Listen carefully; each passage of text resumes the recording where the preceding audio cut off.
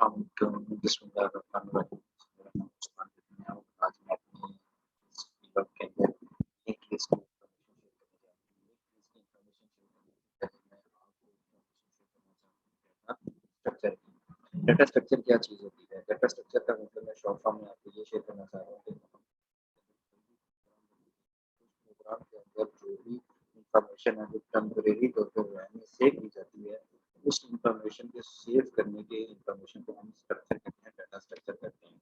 तो ये जो इन्फॉर्मेशन सेव करते हैं, ये किसी न किसी लोकेशन के ऊपर किसी न किसी बॉक्स के अंदर सेव की जाती है। बॉक्स का नाम है वेरिएबल्स। तो मैं सबसे पहले आपको वेरिएबल्स बताना चाहूँगा। वेरिएबल्स हम लेटर ऑन चलते जाएँगे तो ये हमारा लिंक इसका टॉपिक कंप्लीट होगा। तो सबसे पहले हम क्योंकि ये लिंक लिस्ट का जो टॉपिक है ये आपका जो टॉपिक है डाटा स्ट्रक्चर से रिलेटेड है, तो इससे पहले आपको मैं ओवरव्यू देना चाह रहा हूँ वेरिएबल्स का। तो वेरिएबल क्या चीज़ है, मैं ऐसे इसकी एग्जांपल देना चाह रहा हूँ कि मैं कंप्यूटर के लिए एक प्रोग्राम बनाता हूँ।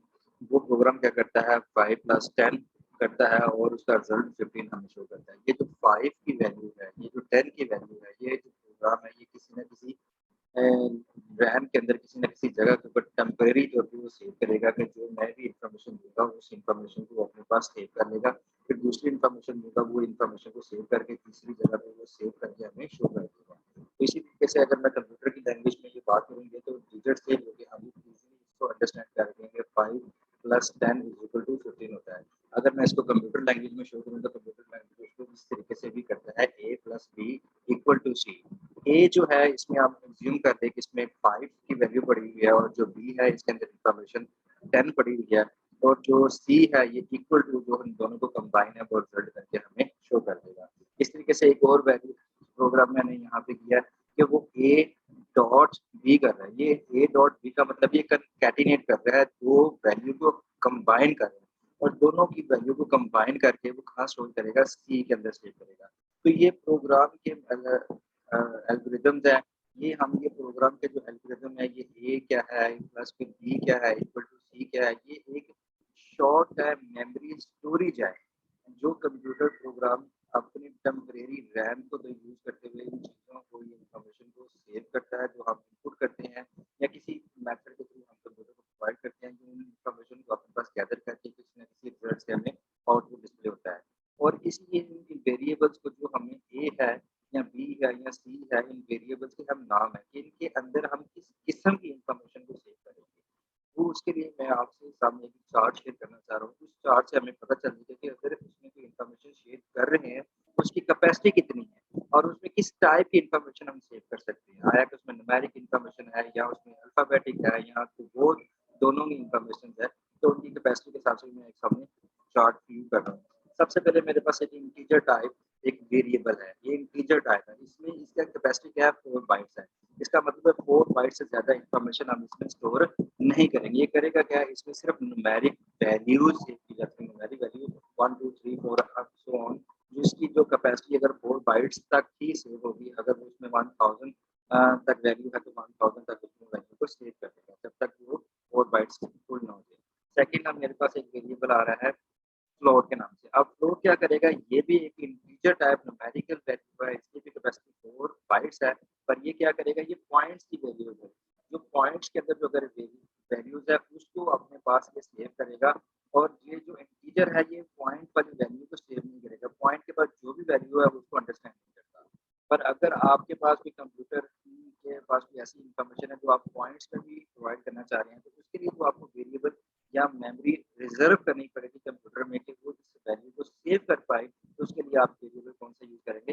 फ्लोट टाइप का आप वेरिएबल यूज़ करेंगे। पर उसकी भी कैपेसिटी क्या है 4 बाइट्स है, आप उसमें क्या है ये पॉइंट्स वाली वैल्यू सेव कर देंगे। थर्ड इसी तरीके से मेरे पास यहाँ पे डबल है। डबल क्या है, ये एक इससे 4 बाइट जैसे इंटीजर लिया है, ये उससे डबल वैल्यू है। पर ये क्या है न्यूमेरिक विद पॉइंट, ये दोनों किस्म की इन्फॉर्मेशन सेव करता है, पर इसकी कैपेसिटी 8 बाइट तक है। ये 8 बाइट तक इन्फॉर्मेशन इसको सेव कर सकता है। मीनवाइल के जो आप इंटीजर में 4 बाइट्स या फ्लोट में 4 बाइट्स तक रिज़र्व है, उस वैल्यू को आपने डबल कर दिया।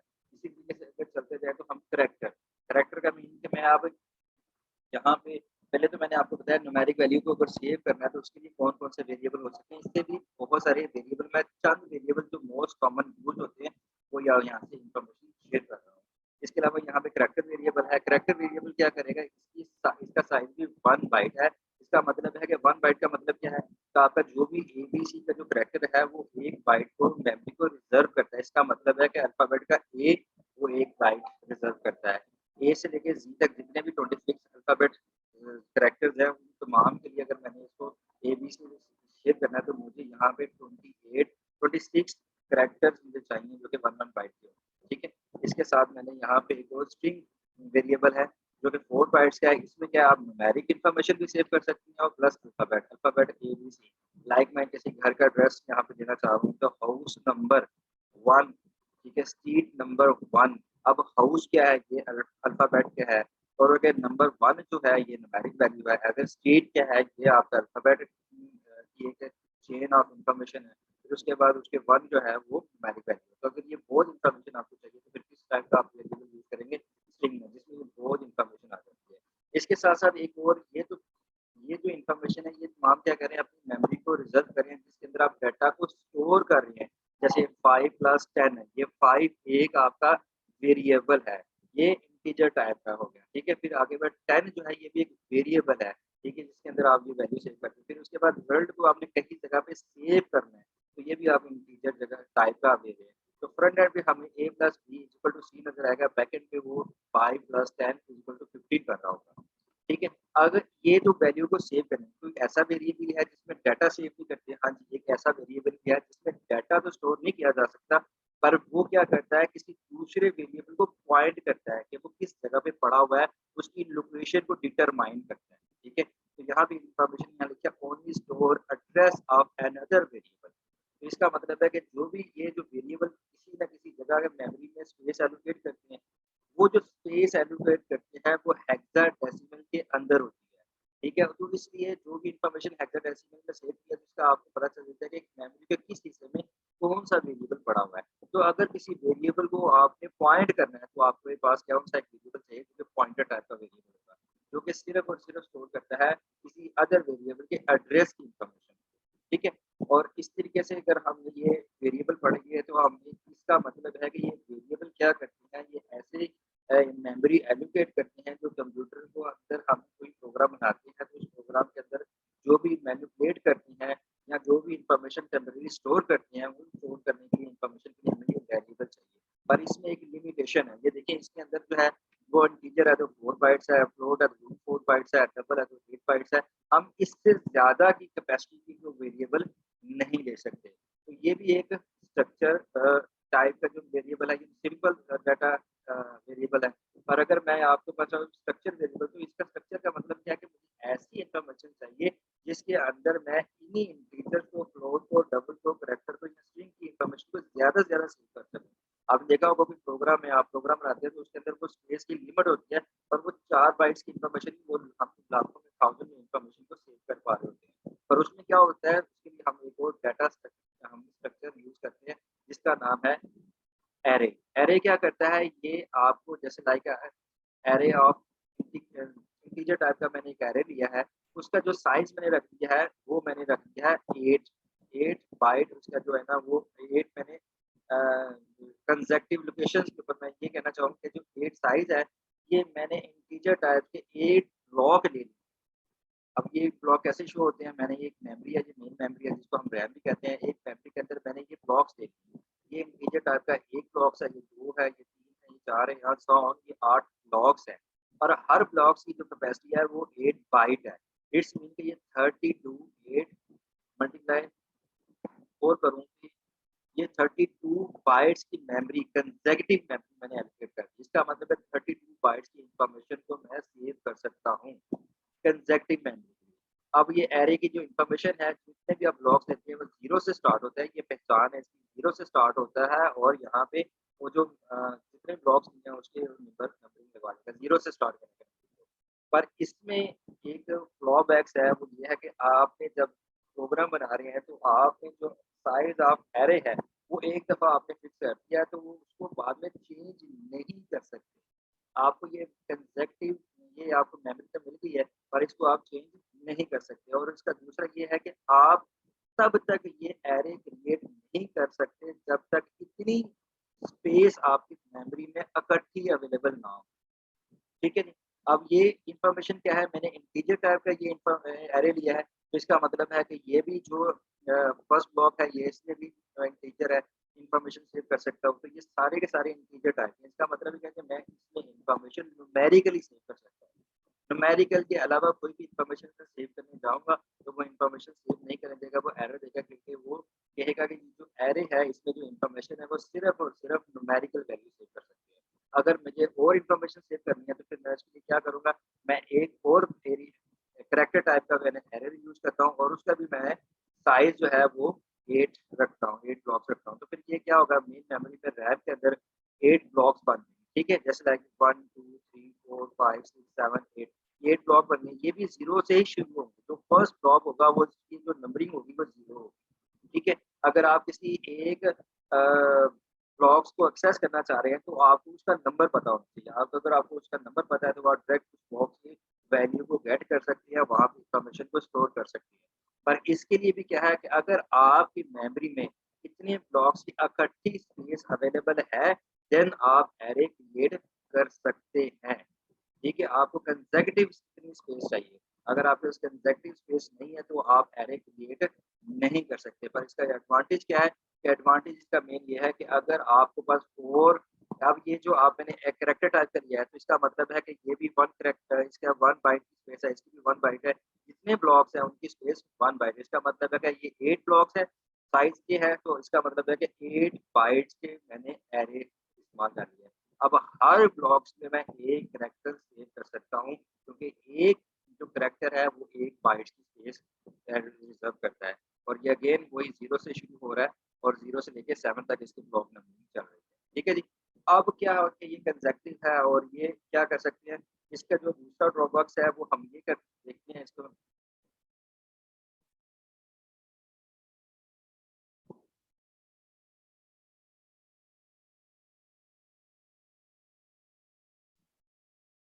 जी, जो मेरी नेक्स्ट स्लाइड है उसमें मैं आपको ये शेयर करना चाह रहा हूँ कि नेक्स्ट स्लाइड के अंदर लाइक मैं यहाँ पे एक एरे यूज़ कर रहा हूँ और एरे जो है उसमें मेरे पास 8 ब्लॉक्स हैं।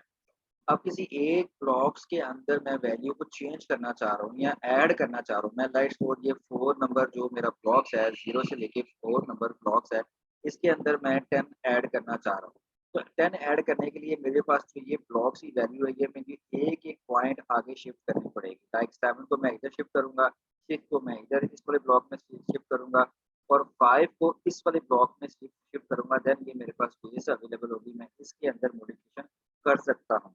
पर इसके लिए मुझे टाइम भी ज़्यादा रिक्वायर्ड है और यहाँ पे कॉस्ट भी ज़्यादा रिक्वायर्ड है। इसलिए मैं इसको अगर मैंने कोई वैल्यू को डिलीट करना है तो मुझे इसलिए उसका भी है किसी तरीके से इन्फॉर्मेशन को डिलीट करना या ऐड करना इन्फॉर्मेशन मेरे लिए थोड़ा-सा टफ टाइम है और उसमें टाइम कंज्यूमिंग है।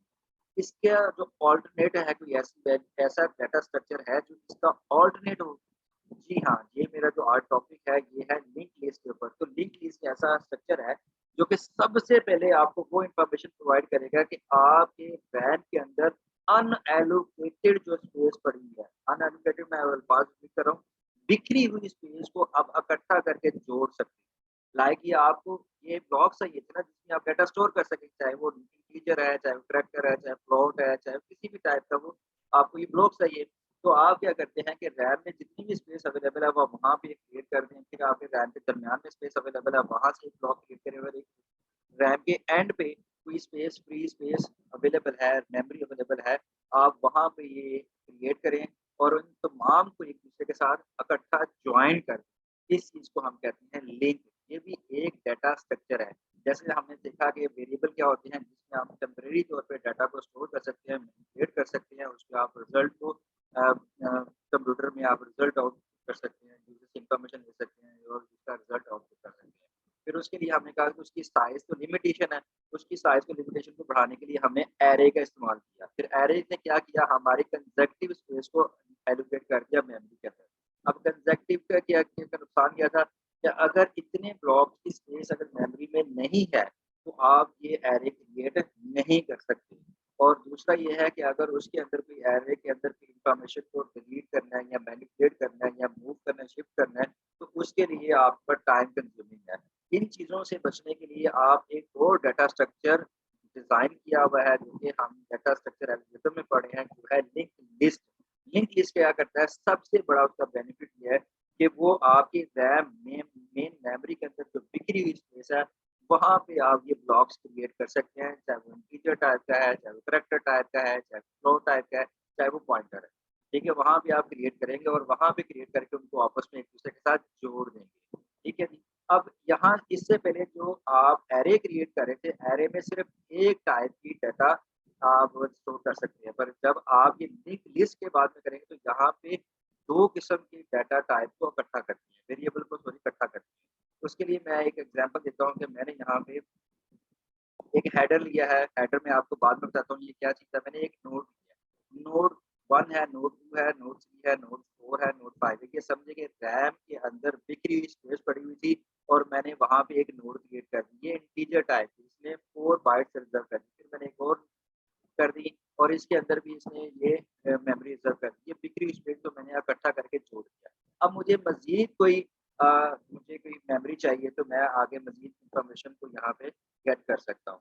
फिर उसके बाद मुझे मज़ीद कोई और मेमोरी चाहिए तो मैं इसको कंसेक्टिव एनहांस कर सकता हूँ, इसके अंदर मॉडिफ़िकेशन कर सकता हूँ, डिलीट कर सकता हूँ। तो ये है मैं यहाँ पे एक और मैंने यहाँ पे एक मेमोरी रिज़र्व कर दी। तो ये जो मैंने मेमोरी रिज़र्व की है रैम के अंदर, ये डिफरेंट लोकेशन पे भी हो सकती है, इकट्ठी भी हो सकती है। तो इनको जोड़ने के लिए आपके सामने मैंने ये एरो का निशान बनाए हैं। ये एरो से ये मुझे शो कर रहे हैं कि ये वाला जो एक हेड है, यहाँ से ये जो लिंक लिस्ट ये क्रिएट हुई है, लिंक लिस्ट का मतलब है कि वो हेड से स्टार्ट होगी और ख़त्म यहाँ पे नल के ऊपर होगी, ठीक है? ये एक पॉइंटर है, ठीक है? और पॉइंटर का नाम होगा हेड। ये इस लिंक लिस्ट को इस डाटा टाइप को एक्सेस करने के लिए मुझे स्टार्ट इसको एक्सेस करना पड़ेगा हेड हेड से मैं स्टार्टिंग पॉइंट मेरा होगा, जैसे एरे को एक्सेस करने के लिए अब 0 उसका क्या है स्टार्टिंग पॉइंट है। तो यहाँ से जो लिंक लिस्ट है उसको एक्सेस करने के लिए जो उसका पॉइंट है वो है आपका हेड है। हेड से आप स्टार्ट करते हैं और जो आखिरी नोड होता है उसके अंदर जो आप एक वेरिएबल होगा उसके वेरिएबल के अंदर ये नल वैल्यू होगी क्योंकि उसके बाद कोई नोड अटैच नहीं हुई इसलिए उसके नोड में इंफॉर्मेशन को नल कर दिया गया। अब ये नोड है क्या चीज़? अब मैं नोड की इन्फॉर्मेशन को आपके सामने शेयर करना चाह रहा हूँ। सबसे पहले मैं यहाँ पे आपके सामने ये डाटा मैं एक वेरिएबल क्रिएट कर रहा हूँ इंट डाटा के नाम से। तो जैसे ही मैं इंट डाटा करूँगा तो ये मेमोरी के अंदर हेक्सा जो डेसिमल है इसके नाम से एक मेमोरी रिज़र्व होती है, इस एड्रेस के नाम से। तो जैसे मैं इसको करता हूँ इसके लिए मुझे क्या करना पड़ेगा मैं सिर्फ़ प्रोग्राम के अंदर इंट डाटा लिखूँगा तो ये मेरा काम एक्टिवेट हो जाएगा। अब मैं इंट डाटा के अंदर कुछ डाटा स्टोर करना चाह रहा हूँ तो उसके लिए मैं क्या कमांड दूँगा यहाँ पे जैसे मैं ये लिखा तो ये मेमोरी रिज़र्व होगी इसका ये डाटा आ गया जैसे भी लिखूँगा तो मैं ये ऑप्शन दे रहा हूँ डाटा इक्वल टू 2 इसका मतलब है कि डाटा किसके बराबर है 2 के। तो ये 2 इन्फॉर्मेशन आपके यहाँ पे वेरिएबल में आ गई। इस तरीके से आप पॉइंटर है, पॉइंटर के लिए अगर आप क्रिएट करना चाह रहे हैं तो पॉइंटर के सबसे यहाँ से आपने डाटा टाइप किया तो डाटा टाइप पे यहाँ पे उसकी वेरिएबल बताया कि वो किस कैटेगरीज़ का है। तो यहाँ पे लिखा इंट इसका मतलब है इंटीजर इसमें न्यूमेरिक वैल्यू सेव हो सकती है। तो पॉइंटर जब क्रिएट करते हैं तो पॉइंटर की निशानी है कि वो स्टार उससे पहले लगा होता है। जब स्टार किसी वैल्यू के सामने लगा हो तो इसका मतलब है कि वो एक पॉइंटर है जो कि वैल्यू नहीं सेव करेगा पर किसी दूसरे वेरिएबल का एड्रेस अपने पास सेव करेगा। जैसे ही आपका यहाँ पे पॉइंटर क्रिएट होगा तो इसके पास भी यहाँ पे एक वैल्यू एड्रेस आपको पता हो जाएगा कि किस जगह पे मेमोरी में ये क्रिएट की हुई है वैल्यू। अब उसके साथ-साथ यहाँ पे मैं अगर इसको क्रिएट करूँगा तो मैं यहाँ पे लिखूँगा इंट आगे ये पॉइंटर है तो इससे मैं पॉइंटर की एक सिंबल दूँगा, एक कीवर्ड दूँगा और उसके साथ पॉइंटर लिखूँगा। इसका मतलब एक मेरा पॉइंटर क्रिएट हो गया किस टाइप का इंट टाइप का। तो इसके साथ-साथ ये मेरे पास मेमोरी के अंदर एक बॉक्स बन जाएगा और उसका नाम पॉइंटर हो जाएगा और उसकी ये वैल्यू 2x डबल एक्स हो जाएगी। ये हेक्साडेसिमल के अंदर ये वैल्यू एड्रेस की शक्ल में आ जाती है। और अगर मैं इसमें डाटा सेव करना चाह रहा हूँ, मैं चाहता हूँ कि ये वाला जो डाटा है, इसका जो वैल्यू है 1x डबल एफ ये इन्फॉर्मेशन ये पॉइंट करे ये वाला पॉइंटर तो उसके लिए मैं कमांड दूँगा पॉइंटर क्योंकि ये तो बनाने के लिए था स्टार अब ये इसका नाम क्या है पॉइंटर तो मैं यहाँ पे जो नाम लिखूँगा पॉइंटर इक्वल टू और उसमें डाटा स्टोर करने के लिए ये सिंबल एक कीवर्ड मैं यूज़ करूँगा एंड ऑपरेटर जो है इसके अंदर डाटा सेव किया जाता है किसी का एड्रेस का इस वेरिएबल का आगे उस वेरिएबल का नाम क्योंकि ये वेरिएबल का नाम था डाटा तो मैंने कहा ये सेव कर दो डाटा एक वेरिएबल है, उसका जो है एड्रेस है वो सेव कर रहा है। तो ये क्या करेगा, अपने पास ये हेक्साडेसिमल की इंफॉर्मेशन अपने पास सेव कर देगा 1x FFF 1x FFF। तो ये पॉइंटर कैसे क्रिएट किया था इसका मैंने डेमो दिया। अब ये डाटा वेरिएबल कैसे क्रिएट करें इसका मैंने एक आपके सामने छोटा सा सॉफ्टवेयर किया। ये बार-बार मैं एग्जांपल आपके सामने रिपीट करूँगा जिससे आपकी रिहर्सल अच्छे तरीके से होगी। उसके बाद यहाँ पे मैं नोड क्रिएट करता हूँ। मैंने बताया था लिंक्ड लिस्ट के अंदर नोड क्रिएट की जाती हैं जो एक दूसरे के साथ अटैच होती हैं और हेड से शुरू होती हैं और जो उसका आखिरी नोड होता है उसके पॉइंट के ऊपर नल वैल्यू पड़ी होती है। अब वो इंफॉर्मेशन बनाई कैसे जाती है उस इंफॉर्मेशन को मैं आपको सामने ये लिखने लगा हूँ।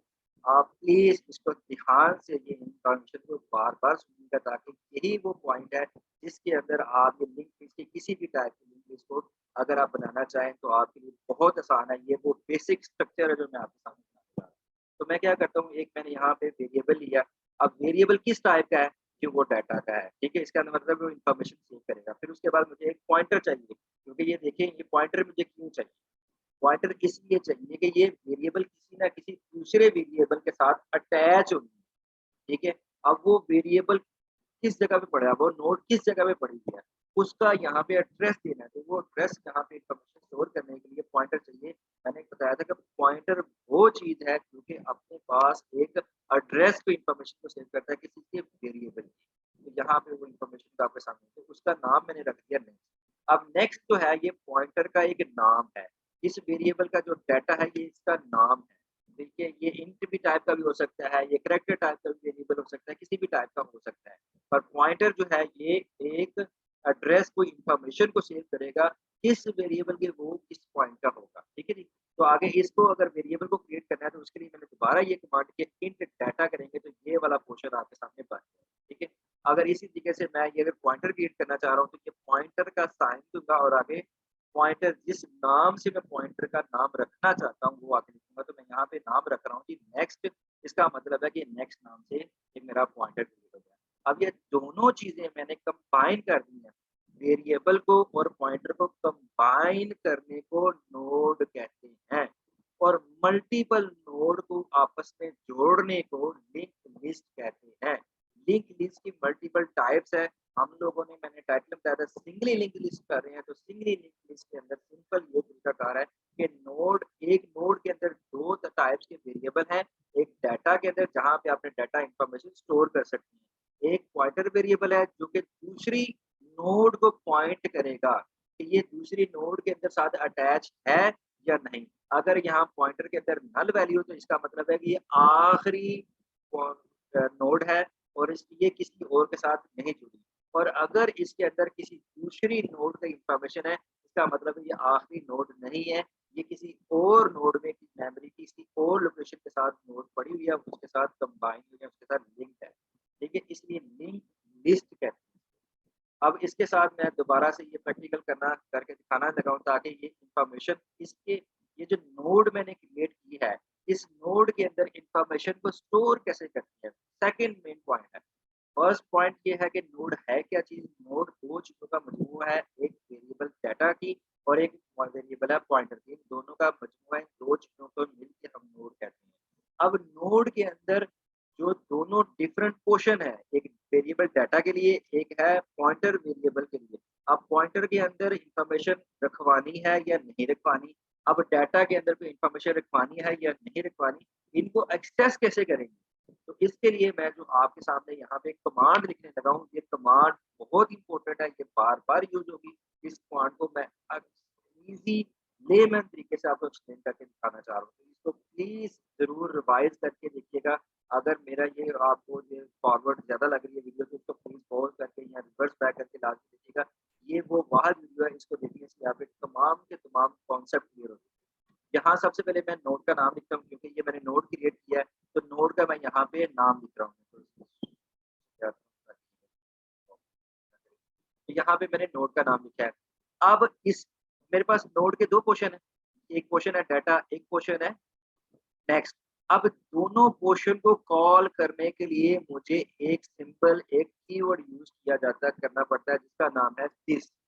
कि इस पॉइंटर का जो सिंबल है वो मेरे पास है दिस जो कि इस तरह से आपको नजर आए, ठीक है जी। माइनस और ग्रेटर लेस ये साइन है। इस साइन से आपको क्या होगा कि ये आपको डेटा टाइप ये नज़र अब ये मैंने इन दोनों पोर्शन इसका मतलब है कि नोड मैंने ये नाम लिखा नोड का, न्यू नोड है इसका नोड नाम लिखा, मैंने आगे ये सिंबल दे दिया। अब इसका मतलब है कि मेरे पास ये दोनों ऑप्शन अवेलेबल होंगे। जब आप प्रोग्राम करेंगे तो दोनों प्रोग्राम की ऑप्शन आपके पास अवेलेबल होगी कि आपने डाटा को एक्सेस करना है या नेक्स्ट को एक्सेस करना है। अगर डाटा को एक्सेस करेंगे तो इसका मतलब है कि इसके अंदर आप जिस टाइप की आपका वेरिएबल होगा डाटा का, आप उस टाइप का डाटा सेव कर पाएँगे। अब दूसरा अगर पोर्शन है नेक्स्ट का, तो नेक्स्ट क्या है? एक पॉइंटर है, जो डाटा तो नहीं सेव कर रहा, पर ये नेक्स्ट नोड का एड्रेस सेव करेगा। तो मैंने अभी एड्रेस सेव नहीं करना, तो मैं अभी क्या लिख रहा हूँ न्यू नोड जो कि मेरी नोड का नाम है और आगे ये दिस सिंबल लिखा है। इस सिंबल का मतलब ये है कि ये इन्फॉर्मेशन अब कॉल करेगा किसको? या डाटा को या नेक्स्ट को। तो मैं यहाँ पे इन्फॉर्मेशन यहाँ पे कॉल करता हूँ डाटा को। तो इसका मतलब है ये वाला पोर्शन एक्टिव हो तो मैं कहता हूँ न्यू नोड ये नोड के अंदर है उसको जिस सिंबल का नाम दिया तो ये पोर्शन तो मेरे पास वो कहेगा कि इस पोर्शन को एक्टिव करना है मैंने उस पोर्शन का नाम लिखा तो मैं इसका नाम किस नाम से रखा था डाटा के तो ये नाम लिखा है तो कहता है इसके अंदर क्या रखवाना है मैं कहता हूँ इक्वल टू इसके अंदर ये बराबर हो जाए किसके 6 के तो जैसे मैं 6 लिखूंगा तो इस वाले पोर्शन के अंदर 6 ऑटोमेटिकली आ जाएगा नोड आगे इस नोड के किस वाले पोर्शन को एक्सेस करना है, उसको एक्सेस करने के लिए इसका सिंबल और आगे उस पोर्शन को एक्सेस करने के लिए उस पोर्शन का नाम और उसको बराबर कर दो किसके 6 के। ठीक है? ये रिपीट कर रहा हूँ। ये न्यू नोड एक नोड का नाम है, उस नोड के 2 पोर्शन है, जिस पोर्शन को एक्सेस करना है उसको दिस सिंबल से आप एक्सेस करते हैं, तो दिस सिंबल लगाएँगे। जिस पोर्शन में आप जाना चाहते हैं, उस पोर्शन का नाम लिखें और नाम को इक्वल कर दें किसके? ये डाटा के। अब ये न्यूमेरिक मेरा था, इंटीजर टाइप का था, तो ये न्यूमेरिक मैंने वैल्यू 6 ली थी। अब इस तरीके से मैं यहाँ पे इस पोर्शन में आना चाह रहा हूँ, तो मैं क्या लिखूँगा? न्यू नोड न्यू नोड फिर वही इस पोर्शन में आने के लिए कौन-सा सिंबल यूज़ करूँगा? इसका सिंबल यूज़ किया। फिर अब इस सिंबल को जब ये मैं इस्तेमाल कर दिया तो फिर ये मेरे पास ऑप्शन आएगी कि डाटा को एक्सेस करना है कि ये नेक्स्ट हो। तो अब मैंने किस वाले पोर्शन को एक्सेस करना है? नेक्स्ट वाले जो कि एक पॉइंटर है। तो मैं कहता हूँ पॉइंटर न्यू नोड और आगे दिस सिंबल से वो आगे एक्टिवेट कर देगा कौन से पोर्शन में आपने आना है। तो मैं आगे देखता हूँ कि नेक्स्ट के पोर्शन में जाना है और नेक्स्ट के पोर्शन में इक्वल टू कर दो किसके? नल के कि ये यहाँ पे कोई भी इन्फॉर्मेशन नहीं अगर नल नहीं करूँगा तो यहाँ पे इन्फॉर्मेशन कोई गार्बेज होगी क्योंकि कंप्यूटर खुद से इन्फॉर्मेशन ऐड कर देगा। तो मैं उसको कर देता हूँ नल। इसका मतलब है कि यहाँ पे कोई भी इन्फॉर्मेशन नहीं है। ये नोड नई क्रिएट हुई है और ये इन्फॉर्मेशन ये नोड किसी के साथ अटैच नहीं है। इसलिए मैं नल कर दिया। जैसे नल करूँगा तो यहाँ पे क्लियर है? ये इन्फॉर्मेशन इंतहाई ज़रूरी है कि अगर नोड के अंदर आपने डाटा स्टोर करना है तो आपको जिस पॉइंटर का पता होना चाहिए, नोड का नाम लिखें, जिस पॉइंटर सिंबल को यूज़ करें, आगे उस पोर्शन का नाम लिखें, डाटा है तो डाटा लिखें और आगे उसका न्यूमेरिक वैल्यू दे दें। और अगर आप पॉइंटर में जाना चाह रहे हैं तो मैंने पॉइंटर में लिखा है नल। अगर यहाँ पे मैं किसी और पॉइंटर का नाम लिखता तो ये उस पॉइंटर को पॉइंट कर रहा होता है कि ये नोड मेमोरी के इस हिस्से में पड़ी हुई है और उसका एड्रेस ये है। क्लियर है जी? तो ये इम्पोर्टेंट है। अब ये जो मेरे पास जो लॉजिकल मैंने इसको डाटा स्टोर करने के लिए इन्फॉर्मेशन मैंने आपको बताई है, अब मैं आपको एक प्रोग्राम के थ्रू कि आप इस प्रोग्राम के अंदर क्रिएट कैसे करते हैं, नोड को बनाते कैसे हैं, वो स्ट्रक्चर कैसे ड्रॉ किया जाता है। अब मैं नोड को बनाने के जो स्ट्रक्चर है वो आपके सामने डिस्कस कर रहा हूँ। ठीक है जी? नोड जो है 2 चीज़ें मैं आपको एक्सप्लेन करना चाह रहा हूँ। सबसे पहले कि जब भी आप नोड बनाते हैं, उसके अंदर ये इन्फॉर्मेशन है कि नोड जब भी लिंक लिस्ट बनेगी तो लिंक लिस्ट में स्टार्टिंग हेड से होगी और जो उसकी लास्ट नोड होगी वो उसके लास्ट पे नल पॉइंट होगा। इससे हमें पता चलेगा ये लास्ट नोड है और स्टार्ट हमें पता चलेगा वो हेड से स्टार्ट होगी। ठीक है? तो इसी तरीके से अगर हमने कोई अभी नोड बनानी है तो ये इन्फॉर्मेशन हमारे पास पता होनी चाहिए। तो इसके लिए मैं आपको अब वो इन्फॉर्मेशन कैसे क्रिएट करते हैं तो वो मैं सबसे पहले यहाँ पे स्ट्रक्ट का कीवर्ड लिख रहा हूँ। ये स्ट्रक्ट एक लाइब्रेरी के अंदर प्री डिफाइंड फंक्शन है। ये स्ट्रक्ट लिखने से क्या होगा कि ये 2 काम क्रिएट करेगा, 2 चीज़ों का मजमूआ बनाएगा। ठीक है? किस चीज़ों का? ये एक को डाटा वेरिएबल को और दूसरी पॉइंटर वेरिएबल को इकट्ठा करने का एक प्रोसीजर है, एक तरीकाकार है, एक मेथड है। तो ये मैंने जो स्ट्रक्ट है ये कीबोर्ड पर किया, कीवर्ड मैंने लिखा और प्लस आगे उसका नाम रखा कि मैं इसको एक्सेस किस नाम से करूँगा। स्ट्रक्चर ये पता चल गया कि ये 2 काम का मजमूआ बनने जा रहा है। अब ये 2 काम का मजमूआ है, उसको मैं किस नाम से एक्सेस करूँगा, तो आगे उस नाम को मैं उसका नाम यहाँ पे नोड ही रख दिया। यहाँ पे आप नोड क्रिएट करें, ठीक है? अब पहला काम क्या है कि आपने एक वेरिएबल क्रिएट करना है, किस नाम से? डाटा का। तो मैंने यहाँ पे इंट लिखा और आगे डाटा लिखा। इंट का मतलब है कि वो वेरिएबल इंटीजर टाइप का है। डाटा उसका नाम है, ठीक है? अब मुझे एक पॉइंटर चाहिए, तो मैं यहाँ पे नोड लिख रहा हूँ। अब नोड क्या है? मैं एक पॉइंटर बनाना चाह रहा हूँ, तो मैं पॉइंटर किसके लिए बनाना चाह रहा हूँ? तो इस वाली नोड के लिए, ये नोड का मैंने नाम लिखा और आगे पॉइंटर का मैंने बताया था कि पॉइंटर की निशानी क्या है? उसके स्टार्ट में स्टैरिक लगा होता है। किसी भी वैल्यू के स्टार्ट में स्टैरिक लगा है, जिसका मतलब है कि वो एक पॉइंटर है, जो कि डाटा को तो सेव नहीं करेगा, पर नेक्स्ट वेरिएबल की इंफॉर्मेशन अपने पास सेव करेगा और इसको कर्ली ब्रैकेट जो हमने स्टार्ट की थी, इस कर्ली ब्रैकेट को बंद करेंगे और साथ में सेमीकोलन हो जाएगा। ठीक है जी?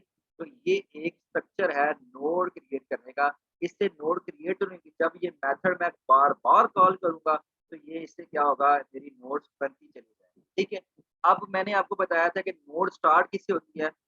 हेड पॉइंट से, वो भी एक पॉइंटर है। वो भी एक पॉइंटर है जो कि नोड को पॉइंट कर रहा है कि नोड पहली नोड कहाँ पड़ी हुई है। पहली नोड कहाँ पड़ी हुई है और उस पहली नोड की इन्फॉर्मेशन किसके पास होती है? हेड के पास होती है। तो यहाँ पे मुझे फिर हेड भी करना पड़ेगा। तो मैं यहाँ पे कर रहा हूँ नोड। ये नोड क्या है? ये इस स्ट्रक्चर जो मैंने अभी स्ट्रक्ट कीवर्ड लिखा है, जो नोड को बनाने का मेथड लिखा है मैंने कि इस नोड के लिए मुझे एक हेडर चाहिए। तो हेड के बनाने के लिए मुझे एक उसका पॉइंटर चाहिए था, तो मैंने यहाँ पे स्टैरिक लगा दिया। ठीक है? अब हेड मैं स्टार्ट पहली दफ़ा बना रहा हूँ, तो मैं जब पहली दफ़ा कोई भी हेडर बनाती हूँ, तो उसके अंदर कोई वैल्यू नहीं होती है, तो मैं उसको क्या करता हूँ, इक्वल टू नल कर देता हूँ।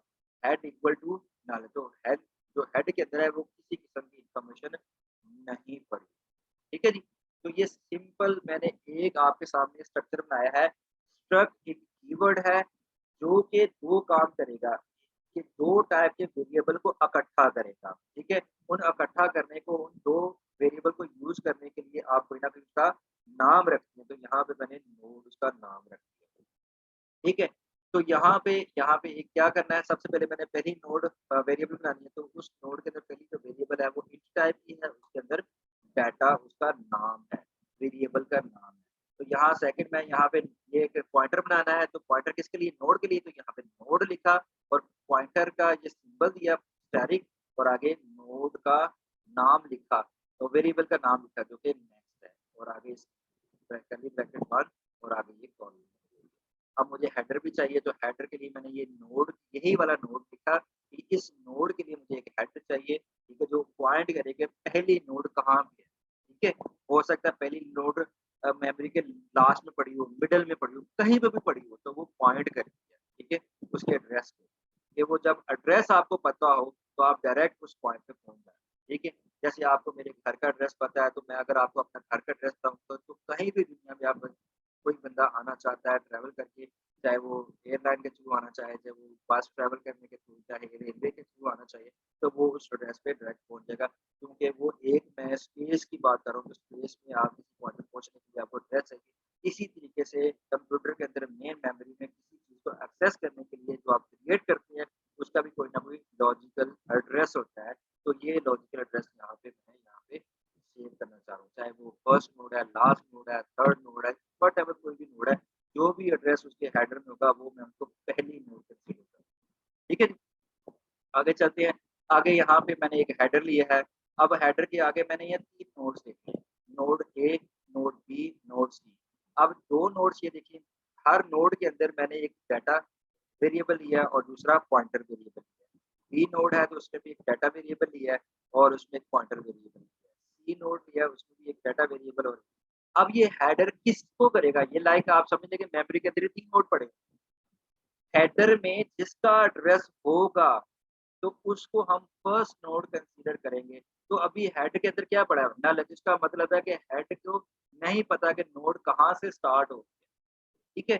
तो इसके लिए मैं आपके सामने एक नेक्स्ट स्लाइड लेके जाता हूँ। तो अगर मैं यहाँ पे ए लिखता हूँ, नोड ए लिखी हुई है, उसका नाम है नोड का ए, ठीक है? तो मैं यहाँ पे उसके 2 पार्ट्स हैं, तो अब मैं यहाँ पे हेड लिखा है और हेड इक्वल टू ए करता हूँ, जिसका मतलब है कि ये हेड इसको पॉइंट करने लग गया। ए नोड को।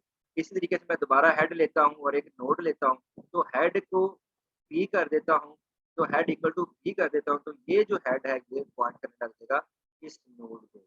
अब इस तरीके से अगर इस तरीके से मैं एक और नोड लेता हूँ, तो मैंने पिछली स्लाइड में शेयर किया था सी नोड थी। अब हेड उसके साथ अटैच करता हूँ, हेड इक्वल टू सी कर देता हूँ, तो ये हेड है इस नोड को पॉइंट करना चाहिए।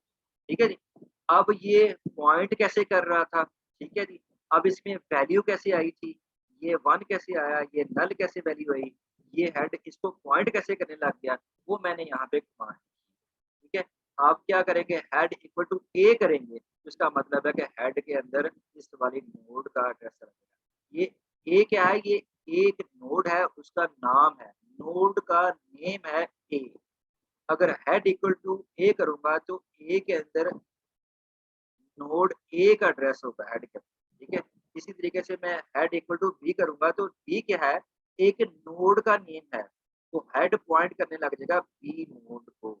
अगर इसी तरीके से मैं दोबारा ये कमांड लिखता हूँ हेड इक्वल टू सी, सी क्या है? एक नोड है और हेड जो पॉइंट करने लग गया है वो सी नोड को करने लग गया है। इसका मतलब है कि ये भी पहली नोड को पॉइंट कर रहा है, ये भी पहली नोड को कर रहा है और ये भी पहली, क्योंकि हेड में जिसका एड्रेस होता है वो पहली ही कंसीडर की जाती है।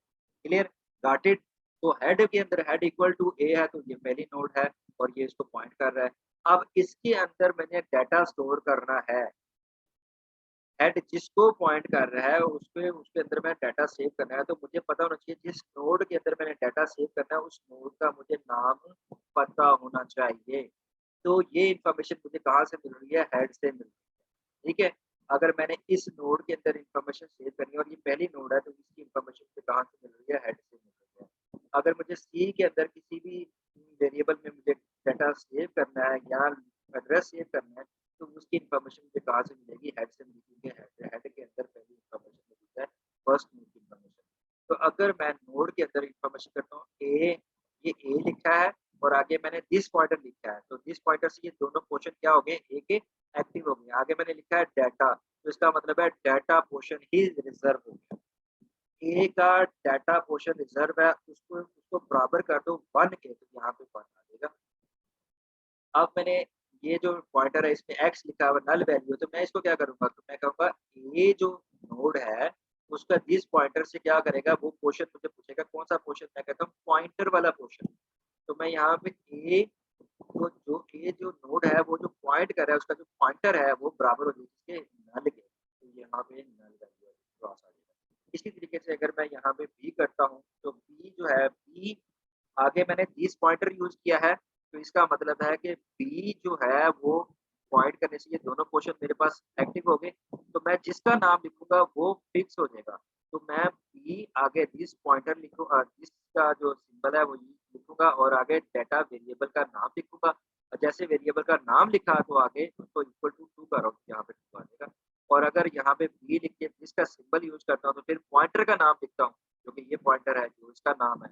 तो आगे उसको क्या कर रहा हूँ? नल कर रहा हूँ। इसी तरीके से मैं अगर सी करता हूँ, सी दिस सिंबल यूज़ करता हूँ और डाटा का नाम ये दिस सिंबल का करने से इसका मतलब ये 2 पोर्शन एक्टिव हो जाते हैं। आगे जिस पोर्शन का नाम लिखेंगे वो रिज़र्व हो जाएगा। अब उसको इक्वल टू कर दो किसके? 3 के, तो यहाँ पे आ जाएगा ये -3। तो यहाँ पे अगर सी है तो सी जो पॉइंटर है जो जिसका सिंबल है और उसके पॉइंटर का नाम लिखूँगा, जो वेरिएबल का नाम है उसको नल कर दूँगा। अब इसके साथ-साथ मैं यहाँ पे आपके सामने क्या कर रहा हूँ? एक एग्ज़ाम्पल दे रहा हूँ कि मेरे पास 2 नोड है।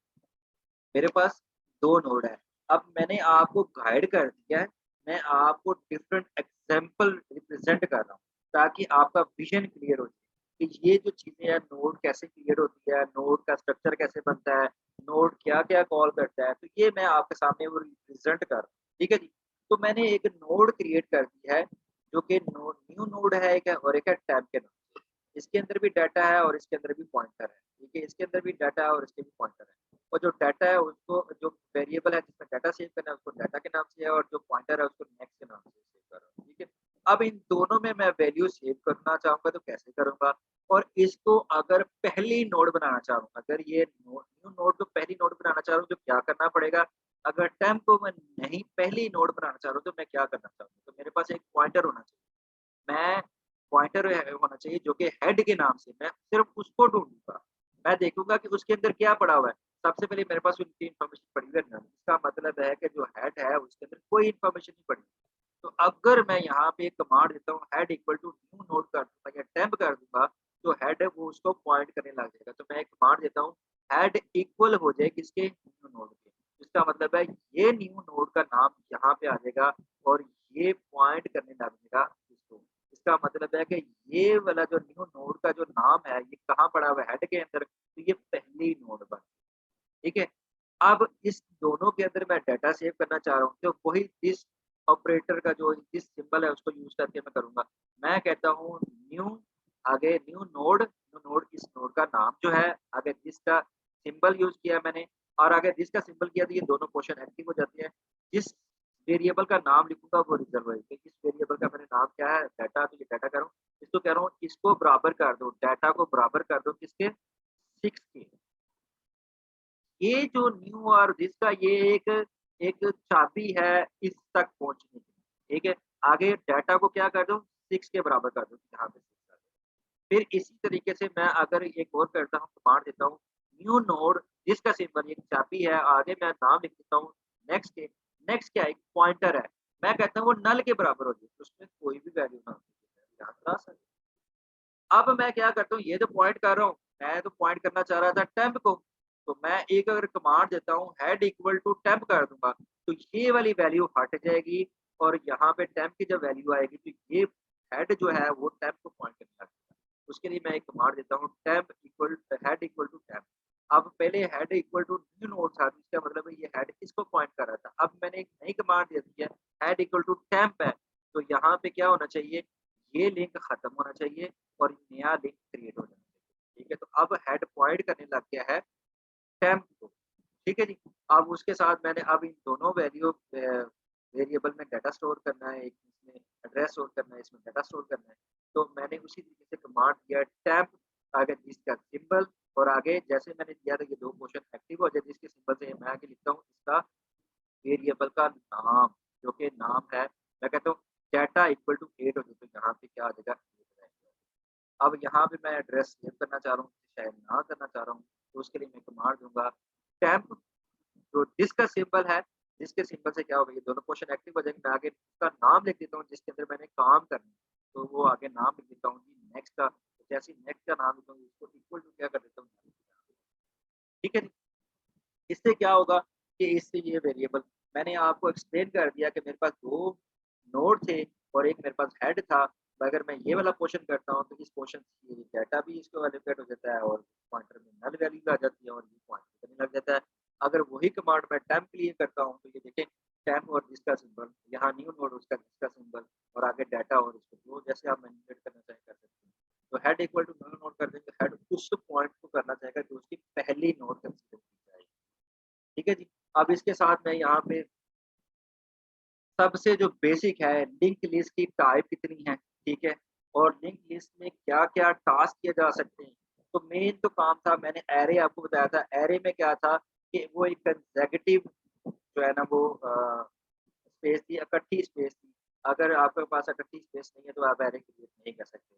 फिर उसके अंदर है कि आपने किसी एक फिक्स एरे के अंदर की वैल्यू को चेंज करना है तो आपको बाकी वैल्यू को स्वैप करना पड़ता था। फिर अगर उसको डिलीट करना है तो उसके लिए आपको कॉस्ट अफेक्टेड था वो। तो इसके लिए मैंने क्या किया, मैंने अनएलोकेटेड के लिए एक लिंक लिस्ट मैंने क्रिएट कर दी। अब लिंक लिस्ट मैंने क्रिएट तो कर दिया है, अब वो क्या लिंक पहली नोड के लिए बनेगी, वो उसके लिए मैंने लिंक लिस्ट के लिए बताया था कि नोड क्रिएट होती है। अब नोड पहली क्रिएट होगी या किसी दरमियान में क्रिएट होगी या फिर वो एंड में क्रिएट होगी। ठीक है? उसकी मैं एग्ज़ाम्पल आपको करता हूँ कि सबसे पहले हम जो सीखेंगे वो इंसर्ट एट बिगनिंग है कि नोड को कैसे इंसर्ट किया जाता है और वो नोड हमेशा पहली हो। तो वो कहाँ पे ऐड होगी? वो इस जगह पे ऐड होगी। जैसे मैंने अभी आपको एग्ज़ाम्पल दिया A equal to B, A equal to C, A equal to मैंने head equal to A, head equal to B, head equal to C किया था।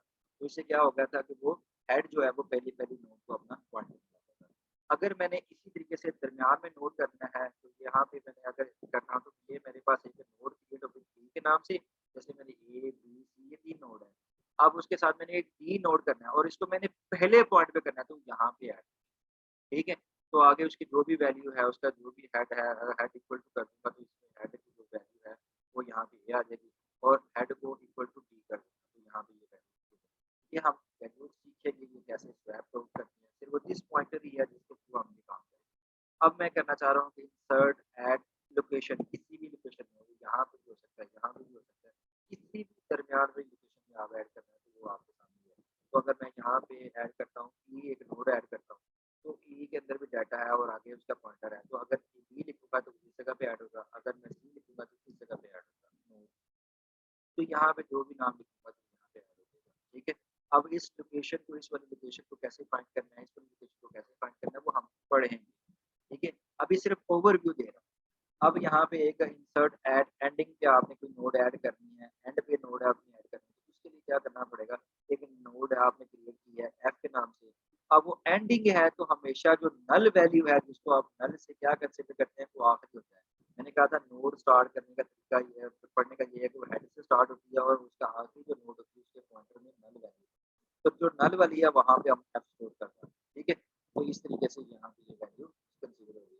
तो जैसे ही हमने ये ऐड की है, जैसे हर नोड को डिलीट भी किया जाता है, तो जैसे ये 3 मेथड है डिफरेंट लोकेशन में, बिगिनिंग में, एंडिंग में और एनी लोकेशन में, किसी भी लोकेशन में नोड को ऐड करने का तरीका ये है और उसको डिलीट करने का तरीका भी है। डिलीट करने का क्या है कि मेरे पास एक लिंक लिस्ट बनी हुई है जो कि सिंगल लिंक लिस्ट है, जो कि सिंगल पॉइंट के साथ कनेक्ट हुई है और उसके लिए मैं एक डिलीशन करता हूँ, डिलीशन फ्रॉम बिगिनिंग। तो इसका मतलब है कि वो इस वाली नोड को डिलीट करेगा, जो भी हेड के अंदर जो भी एड्रेस पड़ा हुआ है उसको वो डिलीट करेगा। अगर वो डिलीशन फ्रॉम लोकेशन करता हूँ तो वो किसी भी लोकेशन को कर सकता है, वो सेकंड को, थर्ड को, दरमियान में किसी भी लोकेशन। अगर वो मैं एंडिंग करता हूँ जिसका मतलब है वो नोड डिलीट होगी जिसके पॉइंट में नल वैल्यू पड़ी हुई है, तो उसको हम लास्ट पॉइंट कर सकते हैं। ये इस वाली वैल्यू है। तो ये मेरे सामने, अब मैं आपके सामने प्रोग्राम, वो प्रोग्राम बनाने लगा हूँ जिस प्रोग्राम को देख के आपको ये अंदाजा हो जाएगा कि ये नोड बनाते कैसे हैं, उसका सॉफ्टवेयर, उसका प्रोग्राम है, ठीक है। पहले मैंने सारी आपको स्ट्रक्चर बताया था, अब मैं एक नोड क्रिएट करने का एक प्रोग्राम लिख रहा हूँ जो कि हमेशा पहली नोड क्रिएट करेगा। अगर तो हेड के अंदर कोई नोड नहीं है तो वो पहली नोड चलाएगी, अगर उसके अंदर ऑलरेडी कोई नोड है तो उसको हटा के वो पहली नोड बना दी जाएगी। इसके लिए कैसे क्या काम करनी है, सॉफ्टवेयर प्रोग्राम लिखते हैं।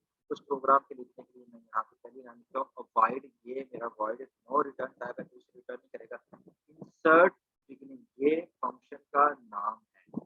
अब फंक्शन के नाम के अंदर यहाँ पे ब्रैकेट्स में इंट डी लिख रहा हूँ, इसका मतलब इंटीजर वैल्यू होगी, उसका इंटीजर जो वेरिएबल है वो डी का है। अब इसके अंदर यूजर कोई भी वैल्यू देगा, वो जब फंक्शन का नाम लिखेगा इंसर्ट अंडरस्कोर बिगिनिंग, आगे वो कोई भी वैल्यू देगा, जो भी वो वैल्यू देगा, तो हमने देखा था कि नोड के अंदर 2 पोर्शन होते हैं, एक डाटा और एक पॉइंटर।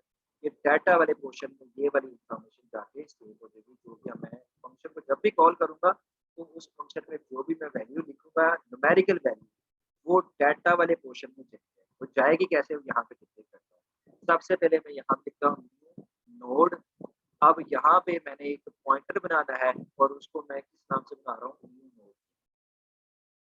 मैंने सिंपल यहाँ पे एक लाइन लिखी, ये न्यू नोड क्या है, ये एक ऑब्जेक्ट है जो कि क्या करेगा, वो ऑब्जेक्ट का एक पॉइंटर क्रिएट किया जा रहा है जिसका मैं नाम दे रहा हूँ न्यू नोड।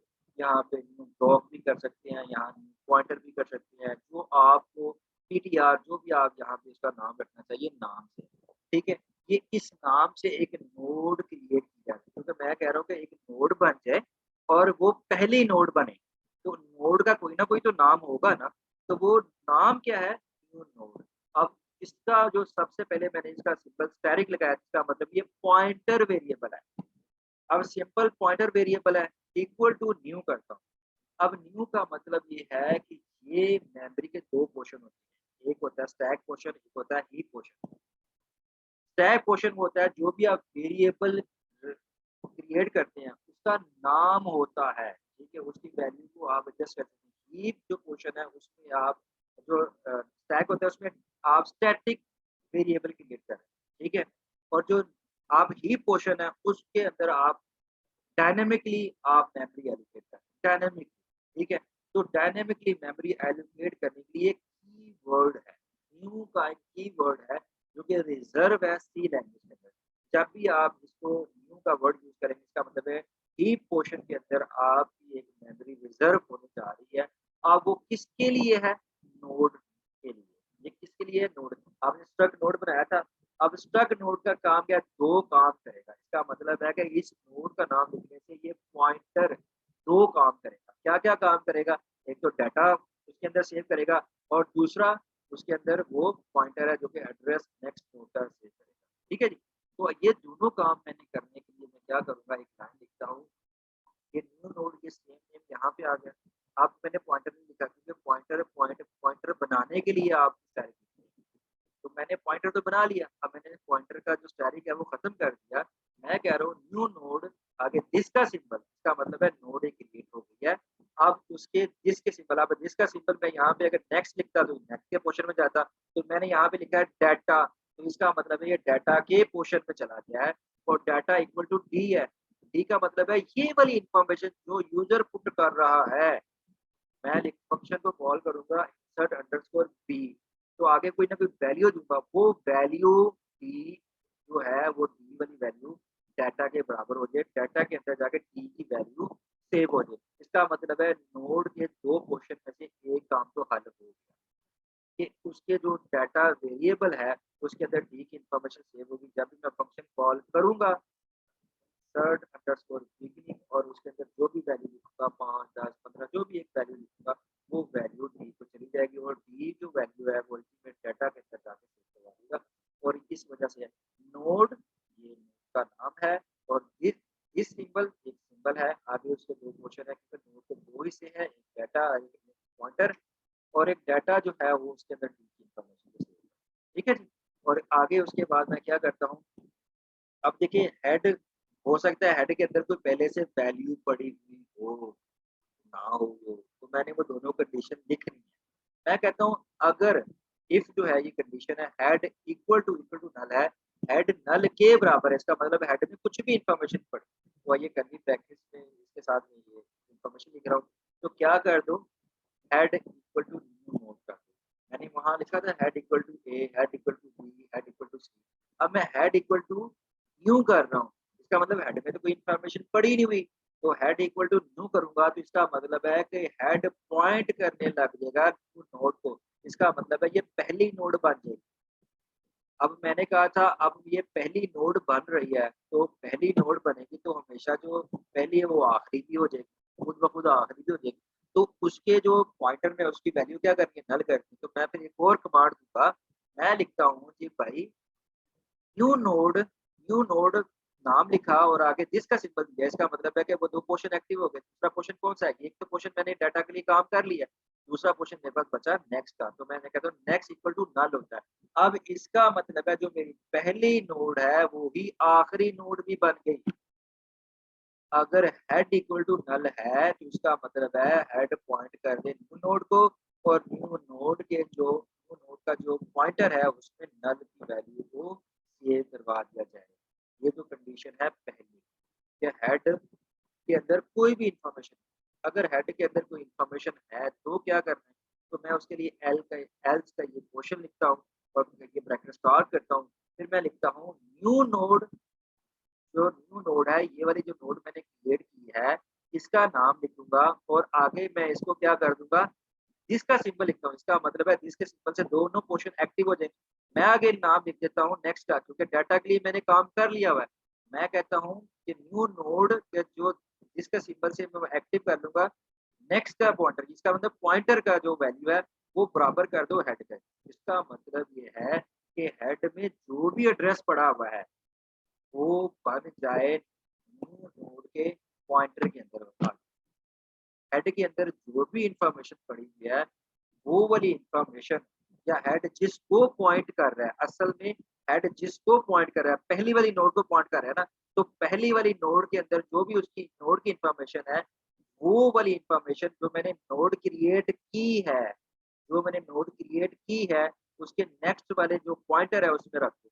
इसका मतलब है कि मेरा ये वाला न्यू नोड भी पहली नोड को पॉइंट करने लग गया, और जो हेड है वो भी इसको पॉइंट करने लग गया। अब दो वैल्यू उसको पॉइंट करने लग गई है। तो मैं यहाँ पे एक और कमांड देता हूँ, यहाँ पे head equal to new node. अब मैं जैसे कहता हूँ कि हेड, अब ज़ाहिर बात है ये भी एक न्यू नोड भी है, पहले वाली पहले वाली नोड को पॉइंट कर रही थी, अब हेड भी कर रहा था। मैंने कहा ये दोनों नहीं, बल्कि जो हेड है वो न्यू नोड को पॉइंट कर रहा है। इसके लिए मैं यहाँ से आपको यहाँ पे लेज़र यहाँ यूज़ करना चाह रहा हूँ ताकि पॉइंटर आपको थोड़ा-सा क्लियर हो जाए। ये जो पेन है मैं यहाँ से एक हेड पेन पेन यूज़ करना चाह रहा हूँ कि यहाँ पे मेरे पास एक हेड पॉइंटर था, ठीक है? और यहाँ पे लिखा हुआ था ए, ठीक है? और यहाँ पे मेरे पास एक नोड पड़ा था, उसके 2 पोर्शन थे। अब 2 एक उसके जो पॉइंटर में है नल वैल्यू थी और इसमें पड़ा हुआ था 5, ठीक है? ये 5 इन्फॉर्मेशन पड़ी है। अब ये ए इस नोड का एड्रेस था, ठीक है जी? इस वाले कंडीशन के मुताबिक मैं करता हूँ, जो मैंने नोड क्रिएट की है, ये वाली नोड जो क्रिएट की है, इसके अंदर तो मैंने डी की इन्फॉर्मेशन रख दी, लाइक इसकी डी के अंदर इन्फॉर्मेशन रख दी मैंने 6 आ गई। अब इस वाले पॉइंटर में मैं क्या कर देता हूँ, न्यू नोड के जो ये वाला पोर्शन है ये एक्टिव हो गया, इसका नाम था नेक्स्ट, तो ये वाला पोर्शन एक्टिव, इसमें क्या करता हूँ हेड, हेड में क्या पड़ा हुआ है? ए, तो ये ए इधर आ गया। तो जैसे ही मैंने ये इधर कर दिया, तो इसका मतलब है कि ये जो पॉइंट ये भी इसको करने लगे पहली नोड पे, और हेड क्योंकि ये जिसको भी पॉइंट कर रहा था वो पहली नोड होती है, दूसरी ये। तो जब मैंने ये इसको कर दिया, अब मैंने क्या कर दिया, इसको रिमूव करके मैंने इसको कर दिया न्यू नोड कर दिया। तो ये यहाँ पे ये वाला पॉइंट, इसको पॉइंट करने लग गया, इसको